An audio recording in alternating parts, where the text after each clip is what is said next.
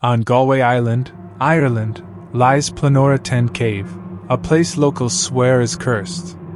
Tucked under misty cliffs, it's part of an ancient underground network in the Gort lowlands, a maze of collapsed tunnels and flooded chambers. No one knew how deep it went or if the ground above could crumble into sinkholes. For years, people stayed clear, scared the earth would swallow them whole. Whispers told of strange noises, growls, echoes, and shadows that moved in the dark, giving the cave a ghostly reputation. A 2004 report from the Irish Geological Survey warned that its walls could collapse without warning, making it one of the world's most dangerous caves. Yet one man, Arthur Kozlowski, saw the danger as a challenge. He wanted to map this nightmare from end to end. What kind of person faces a cave this deadly? Arthur wasn't always chasing caves. Born in Poland, he explored dry caverns until he moved to Ireland in 2006, drawn to its vast, uncharted underground systems. A friend showed him a water-filled cave, and that sparked a fire in him. The thrill of discovering places no one else had seen became his obsession. He trained with Martin Farr, a Welsh caving legend who mapped miles of hidden passages. Martin's books on caving history and techniques fueled Arthur's hunger. In 2008, just a year after training, Arthur set a record, reaching 103 meters, 300 feet, below the surface, the deepest underwater cave exploration in Ireland and Britain. If you're hooked on caving like Arthur was, smash that subscribe button and join us for more heart-stopping tales. Arthur made the Gort lowlands his playground, a region packed with treacherous caves. He used a rebreather, a high-tech device that let him stay underwater longer, moving silently without bubbles. It was perfect for the ghostly tunnels of Pollonora 10, where every sound felt like a threat. Arthur didn't just explore. He mapped uncharted caves in Ireland and Spain, teaching others through his diving school in Dublin. His biggest dream was finding connections between caves that locals called myths. In 2009 and 2010, he and his friend Jim Warney proved them wrong, uncovering a 4-kilometer passage, one of Northern Ireland's longest cave systems. Arthur used underground rivers to guide him during rainy seasons, even when he could barely see 2 feet ahead. Every trip was a brush with death, but that's what drove him. Pollonora 10 became Arthur's fixation. He visited Galway Island often, winning over locals who warned him of the cave's dangers but admired his guts. They shared tales of strange rumblings and lost explorers, yet helped him with gear. Arthur stayed with a local family, sometimes camping on their farm or popping in for dinner unannounced. Everyone loved his warm, fearless vibe. He poured every cent from his consulting work with Galway County Council, checking if roads could stand over the caves. With friends Jim Warney and Dave Walter, skilled cavers from England and Belgium, Arthur mapped 810 meters of Pollonora 10, calling it the known limits. Experts believed the cave stretched deeper, but its flooded depths demanded iron nerves.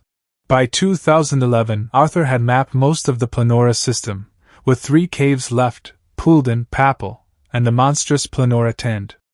His greatest goal was linking Poulden and Papel, proving they were one giant system. In 2009, he'd left a guide rope 1,700 meters into Papel, a mile from the entrance. Now, he was back to finish it. He entered Papel's icy waters, feeling the current tug like a warning. Extra ropes were set at the surface for safety. At 21 meters down, the tunnel grew tighter, darker, almost alive with menace. Arthur was deeper than ever, but the worst was behind him, or so he thought. At 60 meters, his guide rope broke. Alone in the freezing dark, panic surged. A snapped rope meant no way out. But Arthur stayed cool, tying a new rope and pushing on. Hours later, he found a marker from his Poulden trip. He'd connected the caves. Yet instead of joy, a heavy sadness hit him, as if the cave whispered, "You're not done." Pollonora 10 was the ultimate beast. Its narrow, flooded passages were a death trap. Arthur had heard terrifying rumbles inside before, thinking the cave was caving in, only to learn it was traffic above. The fear lingered.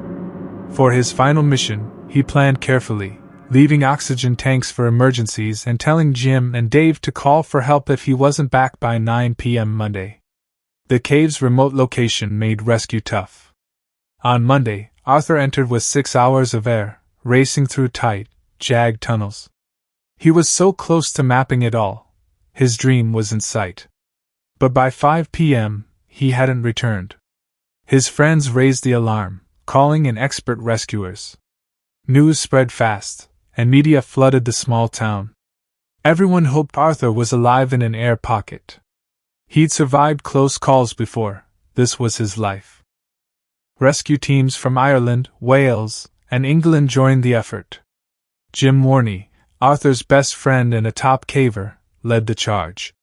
Part of the Irish Cave Rescue Organization, Jim dove into the cave, searching air pockets for hours, risking his own life. Elite cavers Rick Stanton and John Volanthen arrived Wednesday, diving 350 meters down but finding nothing. Connor McGrath from the rescue team reported a large air pocket halfway in, sparking hope. Locals praised Arthur's bravery, saying it was an honor to have such a daring explorer tackle their cave. But hope dimmed.